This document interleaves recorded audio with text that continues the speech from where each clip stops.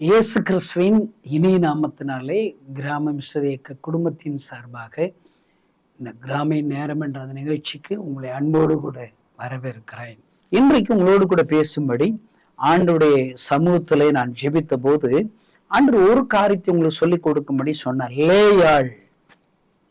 எனக்கு ரொம்ப அந்த அம்மாவை பிடிக்குதுங்க. லேயாளுடைய ஆங்கில வார்த்தை என்னங்க? லோவிசா. அது ரெண்டையும் லோவிசாங்கிறத பிரித்து எழுதுக அப்படின்னு சொன்னோம்னா அதுல என்ன போட்டிருக்குது? லோ விசன் அப்படின்னு போட்டிருக்குது. Low vision.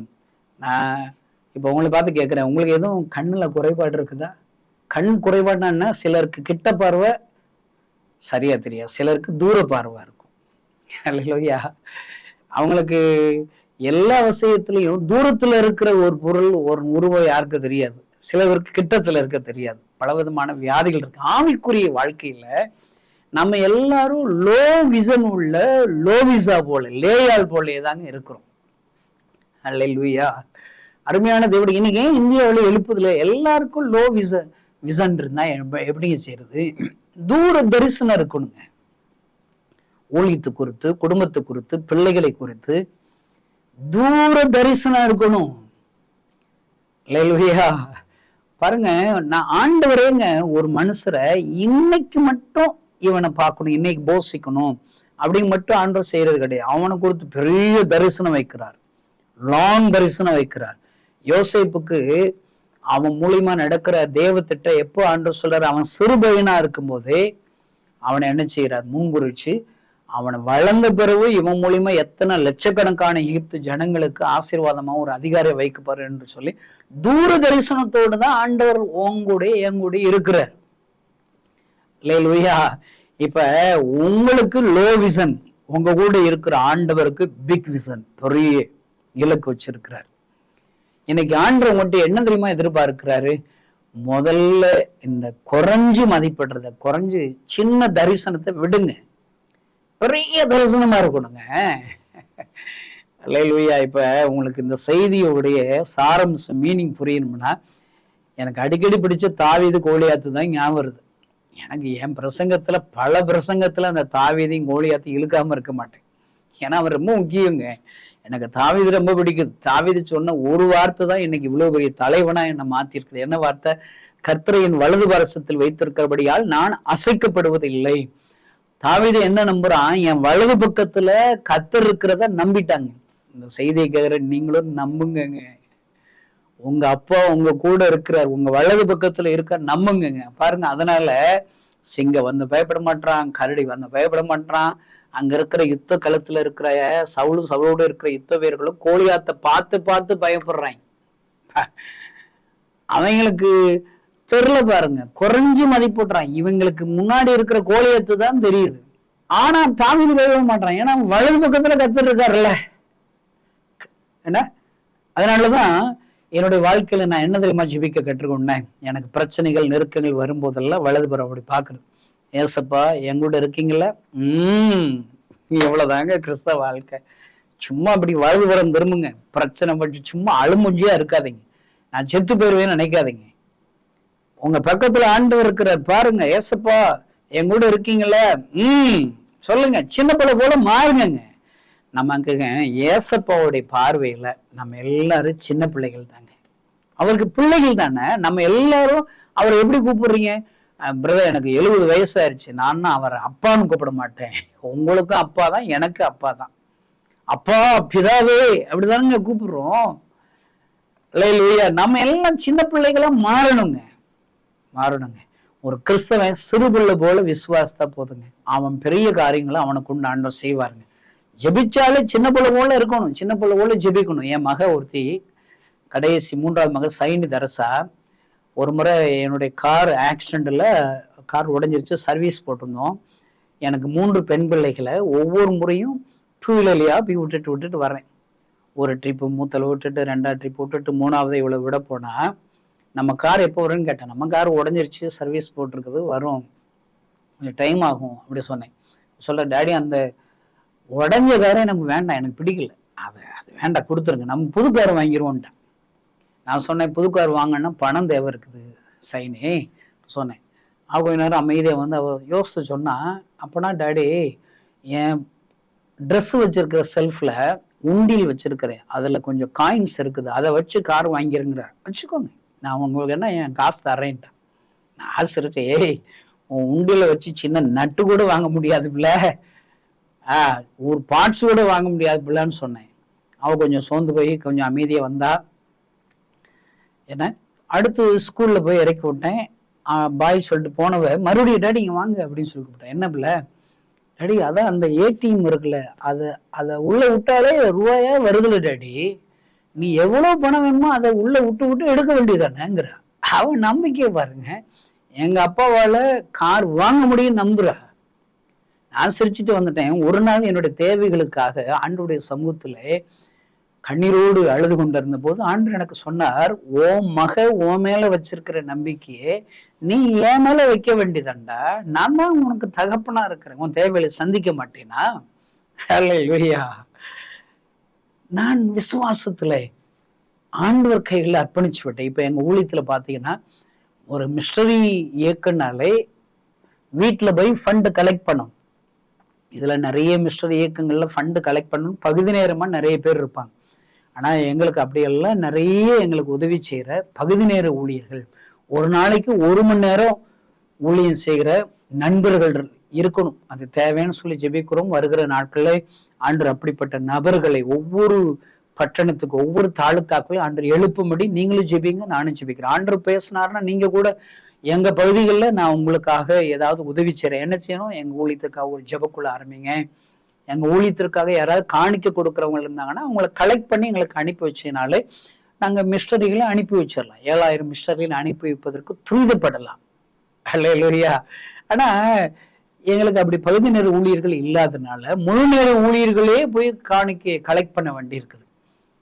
பாருங்க, இப்ப சாயங்காலம் 6 மணிக்கு மேல தாங்க கிராமத்துல ஜெபக்குழு ஆரம்பிக்க முடியும். வாலிபர் ஜெபக்குழு, கொரோனலி ஜெபக்குழு, அற்புத ஜெபக்குழு, சுகமளிக்கும் கூட்டம், இப்படி எல்லாம் சாயங்காலத்துல தானுங்க வர முடியும். ஏன்னா காலேஜ் போயிட்டு ஸ்கூல் போயிட்டு சாயங்காலத்துக்கு மேல தானே எல்லா கிராமத்துக்கும் ஆள் வர்றாங்க வேலைக்கு போயிட்டு.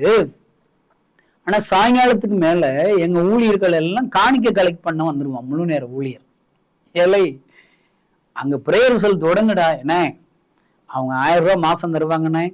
சாயங்காலம் போனா தானே அவங்க வீட்டுக்காரர் இருப்பாரு, சாயங்காலம் தானே வர சொல்லுவாங்க. 1000 ரூபாய் வாங்கினதானே வாடகை கட்ட முடியும், சோறு சாப்பிட முடியும்னு சொல்லி அங்க போயிடுறான்.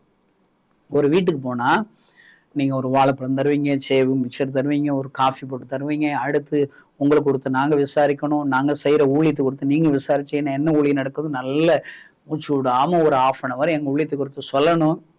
சொல்லி முடிச்ச உடனே நீங்க ஒரு உங்களால இயன்ற காணிக்கை தர்றீங்க, ஜோபிச்சு வாங்கிட்டு வரோம். ஆனால் அந்த காணிக்கை கிராமத்துக்கு தானங்க நீங்க கொடுக்குறீங்க. அந்த காணிக்கை வர்றதுனால ஒரு 1/2 hour அந்த நேரம் விரயமாயிருதுல. அந்த அந்த 1000 ரூபாய் காணிக்கை கிராமம் எழுப்புதலுக்கா பயன்படணும். அந்த 1000 ரூபாய் வாங்குறதுனால கிராமம் எழுப்புதல் ஊழியங்க தடைபடுது. யோசிச்சு பார்த்து என்ன வேதனையா இருக்குது. நான் ஜெபம் பண்ணேன், எலியாவை தேடி காக்கா வரணும். அல்லேலூயா. காக்காவை தேடி எலியா போடுவான், தப்பானா எடுத்துக்கிறாங்க. இது நான் சொன்னதுல நான் ஒரு தீர்மானம் எடுத்தேன். என் முழு நேர ஊழியர்கள் எந்த வீடுகளுக்கு காணிக்க வாங்க போகக்கூடாது. அல்லேலூயா. ஒருவேளை இன்னும் இந்த செய்தியை கேட்கிற நீங்க எங்களுடைய முழு நேர மிஷனரிகள் உங்கள்கிட்ட யாராவது காணிக்க வாங்க வர்றாங்களா? டேவிட் கணேசன் சொல்லியிருக்கிறாரு, நீங்க ஒன்றும் எங்க வீட்டுக்குன்னா காணிக்க வாங்க வர வேண்டாம். நாங்க காணிக்கையே நாங்கள் போஸ்ட் ஆஃபீஸில் போய் மணி ஆர்டர் பண்றோம், இல்லை பேங்க்ல போட்டு விடுறோம், இல்லை எப்பொழுதாவது ஏதாவது ஒரு கூட்டங்களை கொடுக்கறதுக்கு ஒரு வாய்ப்பு வரும்போது நாங்கள் சேர்த்து வச்சு கொடுக்குறோம். நீங்க தயவு செய்து எங்க வீட்டுக்கெல்லாம் ஊழியத்துக்கு வந்து ஊழியம் எங்களால தடை பண்ணக்கூடாது, எங்க வீட்டுக்கு வராதுங்க நீங்க சொல்லுங்க. அல்லேலூயா. ஒருவேளை முழு நேர ஊழியர்கள் தான் வீடுகளுக்கு போய் கலெக்ட் பண்ண வேண்டான்னு இருக்கேன். ஒருவேளை இந்த பாரத்தை சுமக்கிற யாராவது பகுதி நேரமா ஒவ்வொரு ஏரியாலும் ஒருவர் எழும்புவார்கள். ஆனால் எங்களுடைய இந்த வேயமம் ஊழியத்திற்கு பிரதிநிதியாக நான் என்னால் என்றபடி காணிக்கலை கலெக்ட் பண்றேன், கொடுக்கிறவர்களை உற்சாகப்படுத்துகிறேன் என்று சொல்லுங்க, தாராளமா வரலாம். அல்லேலூயா. இன்னைக்கு ஊழியனாலே காணிக்கை கலெக்ட் பண்ற ஊழியம் மட்டும்தாங்க கிட்டத்தட்ட 80% நடக்குதுங்க. ஏதோ கொஞ்சம் அது போக ஒரு ஊழியம் நடக்குது. பிறகு எப்படிங்க எழுப்புதல் வரும்? நான் இப்படி ஒரு தீர்மானம் எடுத்ததுனால எத்தனை பெரிய கஷ்டம் தெரியுமாங்க, குறைவுகள் தெரியுமாங்க, கிரிட்டிசிசம் தெரியுமாங்க. அல்லேலூயா. அருமை தேவனுடைய பிள்ளைகளே, நம்ம இன்னைக்கு இருக்கிற பிரச்சனைகளை பார்க்க கூடாது. அல்லேலூயா. நமக்கு ஆண்டவர் மேல பெரிய தரிசனம் இருக்கணும். கோலியாத்தை பார்த்து பயப்படக்கூடாதுங்க. கோலியாத்தை மாற்றுகிற இயேசு கிறிஸ்து பெரியவர், அவர் உயிருள்ள தேவன் என்பதை நம்பணும். என்னை கேட்ட 1 சாமுவேல் 17 அதிகாரத்துல இருக்கிற சவுலோடு இருக்கிற யுத்த வீரர்கள் எல்லாம் லோ விஷன் உள்ளவங்க, குறைஞ்ச தரிசனம் உள்ளவங்க. அவங்க என்ன நினைக்கிறாங்க, நம்ம கூட இருக்கிற ஆண்டவர் சோப்பலாங்கி குழந்தை இயேசு, அவரை வச்சு இந்த கோலியாத்தை முறியடிக்க முடியாது. 40 நாள் பயந்தாடிகளா இருக்கிறாங்க. என்னை கேட்டா 21 நூற்றாண்டு ஆச்சுங்க, பூரா பயந்தாடியாவே இருக்கும். ஏசப்பாவை பயன்படுத்த தெரியல பாருங்க. அவங்க எல்லாம் கோலியாத்தோடைய உருவத்தை பாக்குறாங்க, பக்கத்துல இருக்கிற கோலியாத்தோட உருவத்தை பாக்குறாங்க. ஆனா பெரியவர்கள் நம்ம கூட இருக்கிறார். வானத்தையும் பூமியும் சிருஷ்டித்த, வார்த்தையினால் சிருஷ்டித்த வல்லமை உள்ள தேவன், மகிமையுள்ள தேவன் நம்மோடு இருக்கிறார். அவர் ஜெபத்தை கேட்கிறவர். நீ ஒரு ஸ்டெப் எடுத்து வச்சா அவர் உனக்காக 10 ஸ்டெப் எடுத்து வைப்பாருங்க. பேதுரு இயேசு கிறிஸ்து கடல் மீது நடக்கிறத பாக்குறான். அப்ப அவனோட விசுவாசம் எப்படி மாறுது பாருங்க. நானும் கடல்ல நடக்கல இல்ல. நிறைய கிறிஸ்தவங்க பைபிளை வாசித்து மூளைதாங்க வளருது, ஆனா செயல்பாடுல ஒண்ணும் கிடையாது. நான் அறிவு ஜாஸ்தி புத்தி கம்மிங்கிறேன் கிறிஸ்தவங்களுக்கு. என்ன அறிவு ஜாஸ்தி என்ன புத்தி கம்மி? நிறைய பேருக்கு வசனம் தெரியும், அந்த வசனத்தை டேஸ்ட் பண்ணியிருக்காங்களா, வசனத்தை அது பிரயாசப்பட்டு செயல்பட்டு இருக்காங்களான்னு பார்த்தா ஒண்ணும் இல்லை. டாக்டருக்கு படிச்சுட்டு ஊசி குத்த தெரியாதவங்க எல்லாம் டாக்டராங்க. ஐயோ ஊசி குத்துனா உங்களுக்கு வலிக்கல, ரத்தம் வரல, எனக்கு பயமா இருக்கு, ஊசி குத்தல அப்படின்னா டாக்டர் படிச்சா ஊசி குத்தணும் இல்லைங்க, ட்ரீட்மெண்ட் பார்க்கணும் இல்லை. நீங்க ஏசாமியை அறிஞ்சு எத்தனை வருஷம் ஜட்ஜு போறீங்க? அவரை ஏசப்பா பயன்படுத்தணும்ல, ஏசப்பாவுடைய வார்த்தைகளை பயன்படுத்தணும்ல, அவரை விசுவாசிக்கணும் இல்ல. இது வார்த்தை வேற, என் வாழ்க்கை வேற, செயல்பாடு வேறன்னு சொன்னா அவனுக்கு லோ விஷன் இருக்கிறதா தான் அர்த்தம். 2 ராஜாக்கள் புஸ்தகத்துல எலிசா தீர்க்கதரிசியும் அவனுடைய வேலைக்காரனையும் கைது பண்றதுக்கு ஒரு ராணுவங்கள் வந்துருச்சு. 2 பேரை பிடிக்கிறதுக்கு பல நாட்டு ராணுவங்கள் வந்து சுத்திட்டாங்க. அவன் வேலைக்காரன் அதிகாலமே எழுந்திருச்சு அவன் சொல்றது, ஐயோ ஆண்டவரே நம்ம மடிந்து போகிறோம், அவ்வளவுதான், இனி அவ்வளவுதான், நம்ம சாக போறோங்கிறான். ஏன்னா அவனுக்கு லோ விஷன்ங்க. அங்க தீர்க்கதரிசி மூலியமாக அவனுக்கு சொல்லப்படுகிற பெரிய வார்த்தை என்ன தெரியுமாங்க? நான் உங்களுக்காக அதை நான் வாஸ்து காமிக்கிறேன். அவர்களோடு இருக்கிறவர்களை பார்க்கிலும் நம்மோடு இருக்கிற தேவன் பெரியவர். பாருங்க, 2 ராஜாக்களின் புஸ்தகம் 6 அதிகாரம் 16வது வசனம். அதற்கு அவன் பயப்படாதே, அவர்களோடு இருக்கவளை பார்க்கலும் நம்மோடு இருக்கவளை அதிகம் என்றான். நீங்க இப்ப இருக்கிற உங்களுக்கு பக்கத்துல இருக்கிற பிரச்சனைகளை பார்க்காதீங்க, அதை காட்டிலும் பெரிய ஆண்டவர் நம்ம கூட இருக்கிறாருங்கிற அந்த கண்ணு திறக்கப்படணுங்க, அந்த விசுவாசம் வரணுங்க. எந்த கிறிஸ்தவன் என் கூட இருக்கிற ஆண்டவர் பெரியவர் அப்படின்னு சொல்றானோ அவன் தான் பெரிய காரியங்களை செய்ய முடியும், அவன் தான் அற்புதத்தை ருசி பார்க்க முடியும். அல்லேலூயா. இவன் கண்ணு குருடா இருக்குது. எங்கள் லேயாளுக்காவது கூச்ச பார்வதா இருந்துச்சு, இவனுக்கு ஆவிக்குரிய குருடனா இங்க இருக்கிறான் அந்த வேலைக்காரன், அசிஸ்டன்ட் ஊழியக்காரன் எலிசாவுக்கு. அங்க தீர்க்கதரிசி என்ன செய்யறாரு பாருங்க, என்ன 17ஆம் வசனத்துல, அப்பொழுது எலிசா விண்ணப்பம் பண்ணி, கர்த்தாவே இவன் பார்க்கும்படி இவன் கண்களை திறந்தருளும் என்றான். உடனே கர்த்தர் அந்த வேலைக்காரன் கண்களை திறந்தார். அவன் என்ன பார்க்கிறான், இதோ எலிசாவை சுற்றிலும் அக்கினிமயமான குதிரைகளாலும் ரதங்களாலும் அந்த மலை நிறைந்திருக்கிறதை இவன் கண்டான். அல்லேலூயா. இவன் கண்ணு குருடா இருக்குது, ஆவிக்குரிய கண்ணு குருடா இருக்கு. இன்னைக்கு ஏன் இந்தியாவில் எழுப்புதல் இல்லை? நிறைய கிறிஸ்தவங்க ஆவிக்குரிய குருடர்களா இருக்கிறாங்க. அவங்க கெட்ட பார்வை உள்ளவங்க, தனக்கு இருக்கிற இப்போ உள்ள பிரச்சனைகளை மட்டும்தான் பார்த்து பார்த்து புலம்பி அழுது செயல்படாம அவிசுவாசத்தோடு சந்தேகப்பட்டு பயத்து செயல்படாத கிறிஸ்தவங்களா மாறிட்டாங்க. நீங்க யோவான் எழுதின சுவிசேஷ புஸ்தகத்துல வாசி பாருங்க, 38 வருடமா ஒருத்தன் வியாதிசம் படுத்து கிடக்கான. ஒருத்தன் எப்படிங்க 38 வருடம் வியாதியோடு படுத்து கிடக்க முடியும்? ஒரு நம்பிக்கையோடு இருக்கிறான். அவனை தேடி ஆண்டவர் வந்து என்ன சொல்றாரு, சுகமாக வேண்டும் என்று விரும்புகிறாயா? இன்னைக்கு எல்லாருங்க இயேசு எனக்கு அற்புதம் செய்த, என்ன அற்புதம் செய்தான் சாட்சி சொல்றான். நான் அப்படி சாட்சி சொல்றவங்களுக்கு நான் ஒரு பேர் வச்சிருக்கிறேன், அவங்க எல்லாம் அறக்கிறிஸ்தவங்க.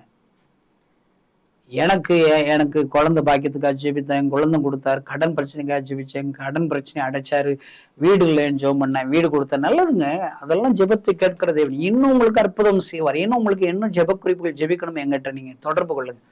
உங்களுக்காக நாங்களும் பாரம் எடுத்து ஜெபிக்கிறோம். ஆண்டு உங்களை ஆசீர்வதிக்கிறதாங்க அவருக்கு தெரியும்.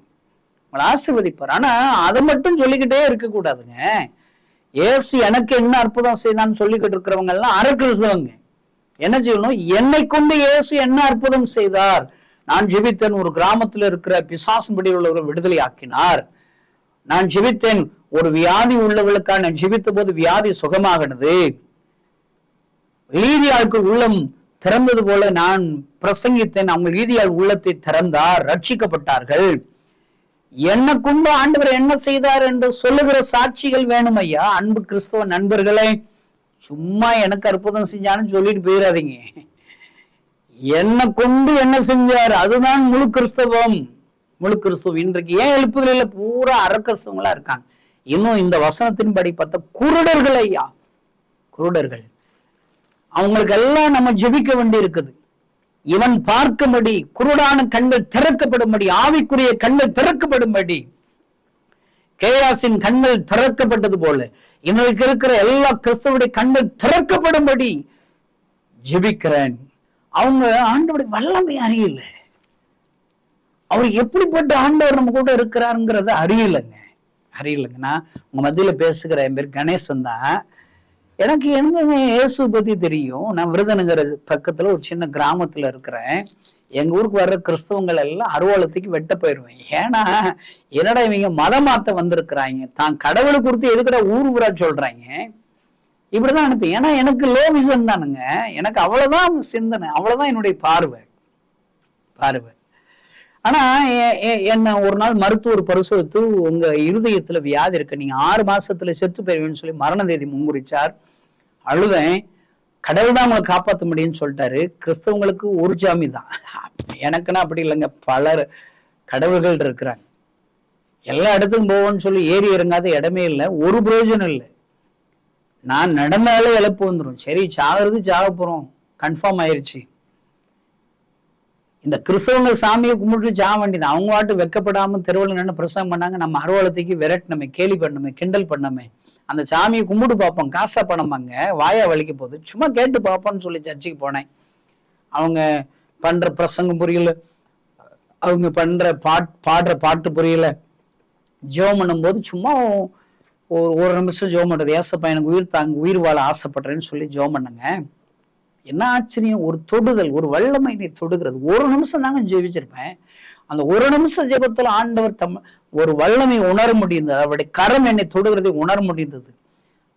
அந்த ஜெபித்து முடித்த உடனே எனக்குள்ளாக இருக்கிற அந்த பயம் என்னை விட்டு போயிருச்சு, ஒரு ஆறுதல் என்னை நிரப்புகிறது. அப்ப அதனால அடுத்த வாரம் போனேன், அதுக்கடுத்த வாரம் போனேன், 5 வாரம் போயிருப்பாங்க. 5 நிமிஷம் ஜெபம் பண்ணாங்க. ஐயோ, உலகம் தர முடியாத சந்தோஷத்தை இயேசு கொடுத்தார். இந்த செய்தி கேட்கிற நண்பர்களை, நீங்க யாரா இருந்தாலும் சரி, கிறிஸ்தவங்களா இருக்கலாம், கிறிஸ்தவங்க அல்லாதவங்களா இருக்கலாம், முகமதி நண்பர்களாக இருக்கலாம், எந்த யாருனாலும் என்னங்க, ஏசப்பாவிடத்துல ஒரு நிமிஷமாவது இருதயத்தை ஊற்றி ஜெபம் பண்ணுங்க. ஏசப்பா உங்களுக்கு ஆறுதல் செய்வாருங்க, ஏசப்பா அற்புதம் செய்வாருங்க. அல்லேலூயா. யாரோ ஒரு பெரிய வல்லமையுள்ள ஊழியக்காரர்கள் ஜெபிச்சுதான் அற்புதம் நடக்கும் நீங்க நினைக்காதீங்க.